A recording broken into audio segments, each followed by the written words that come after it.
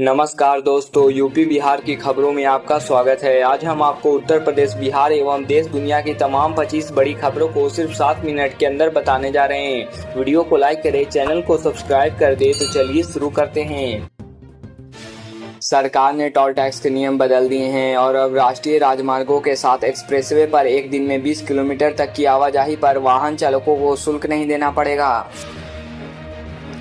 केंद्र सरकार ने आयुष्मान भारत प्रधानमंत्री जन आरोग्य योजना के तहत 70 साल व उससे अधिक उम्र के सभी नागरिकों के लिए 5 लाख तक के मुफ्त इलाज को मंजूरी दे दी है। सरकार ने कहा, हर बुजुर्ग चाहे वह गरीब, मध्यम वर्ग या उच्च वर्ग को हो, सभी को मुफ्त इलाज मिलेगा। उत्तर प्रदेश सरकार ने नई वाहन स्क्रैपिंग पॉलिसी लागू की है, जिसमें 15 साल से पुराने वाहनों को स्क्रैप किया जाएगा और मालिकों को रजिस्ट्रेशन शुल्क में छूट मिलेगी। मणिपुर में जारी हिंसा के बीच राज्य सरकार ने मंगलवार को अगले 5 दिनों के लिए इंटरनेट पर बैन लगा दिया, जो 15 सितंबर दोपहर 3 बजे तक लागू रहेगा। रेलवे भर्ती बोर्ड ने 11,558 नॉन टेक्निकल पदों पर भर्ती निकाली है। इन पदों पर आवेदन प्रक्रिया 14 व 21 सितंबर से शुरू होगी और आवेदन की आखिरी तारीख 13 व 20 अक्टूबर है। बिहार में राजनीतिक दलों ने 2025 विधानसभा चुनाव की तैयारियां शुरू कर दी है। सभी पार्टियां नए उम्मीदवारों की चयन प्रक्रिया पर जोर दे रही है। तेलंगाना के कुर्नूल जिले के कोरंगरेड्डी-पल्ली गांव को 100% सौर ऊर्जा से संचालित करने की योजना बनाई गई है। इसे लेकर काम शुरू हो गया है और मुख्यमंत्री रेवंत रेड्डी ने अधिकारियों को टीम को बुधवार को से घर घर जाकर सर्वेक्षण करने का निर्देश दिए हैं।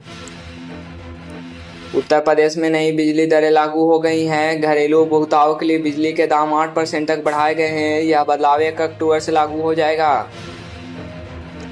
केंद्र सरकार ने 15 लाख तक के पुराने गैर परिवहन 4 पहिया वाहन स्क्रैप कराने पर लाभ बताए हैं। इसमें नए वाहन पर 30,000 तक की टैक्स छूट, पंजीकरण शुल्क में 600 रुपये तक की छूट, ईंधन की लागत में बचत और प्रदूषण में 70% तक कमी शामिल है।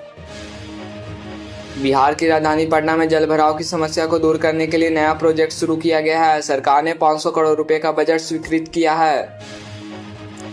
कांग्रेस पार्टी ने भारत जोड़ो यात्रा के लिए दूसरे चरण की योजना बनाई है। इस यात्रा का उद्देश्य देश में बढ़ती विभाजनकारी राजनीति के खिलाफ एकजुटता का संदेश देना है। राहुल गांधी इस यात्रा का नेतृत्व करेंगे।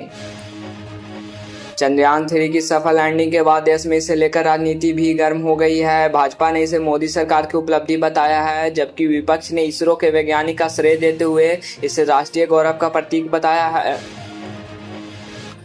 सीएम योगी आदित्यनाथ ने ग्रामीण इलाकों के विकास के लिए ग्राम विकास योजना की शुरुआत की है, जिसमें गांवों को सड़कें और पेयजल सुविधाओं में सुधार किया जाएगा।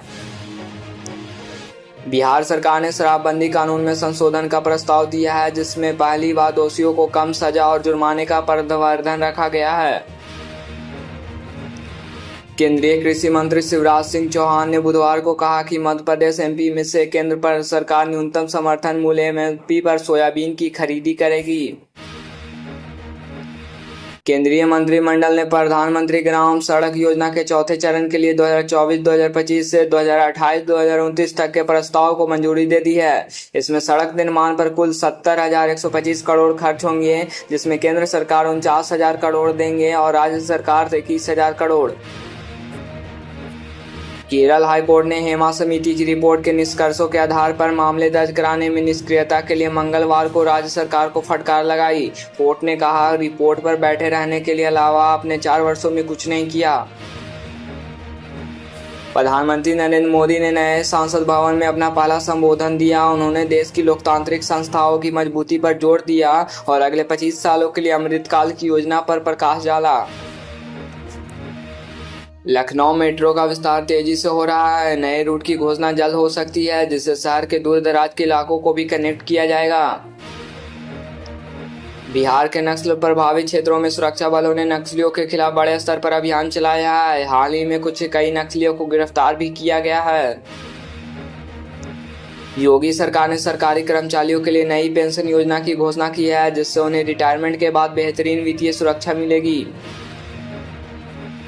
आगामी चुनाव को देखते हुए विपक्षी दलों में एकजुटता बढ़ रही है। इंडिया गठबंधन में कांग्रेस, तृणमूल कांग्रेस, एएपी, सपा और अन्य पार्टियों के नेताओं ने भाजपा के खिलाफ मिलकर चुनाव लड़ने का निर्णय लिया है। बिहार सरकार ने शिक्षा विभाग में अधिकारियों के बड़े पैमाने पर तबादले किए हैं। यह कदम शिक्षा की गुणवत्ता सुधारने के लिए उठाया गया है। देश भर में ओबीसी और SC/ST आरक्षण के दायरे में बढ़ोतरी को लेकर राजनीतिक बहस चल रही है। कुछ राज्यों में जातिगत जनगणना की मांग जोर पकड़ रही है, जिसे लेकर भाजपा और कांग्रेस में मतभेद है। बिहार के किसानों ने कृषि कानूनों के विरोध में बड़ा प्रदर्शन किया है। वे न्यूनतम समर्थन मूल्य MSP की गारंटी और अन्य सुविधाएं की मांग कर रही है। उत्तराखंड के मुख्यमंत्री पुष्कर सिंह धामी ने घोषणा की है कि राज्य में 9 नवंबर से पहले यूनिफॉर्म सिविल कोड लागू किया जाएगा। उन्होंने यह भी बताया कि राज्य में पहले ही एंटी नकल, एंटी दंगे और धर्मांतर विरोधी कानून लागू किए जा चुके हैं, जिससे उत्तराखंड अपराध के प्रति शून्य सहनशीलता वाला अनुशासित राज्य बन चुका है।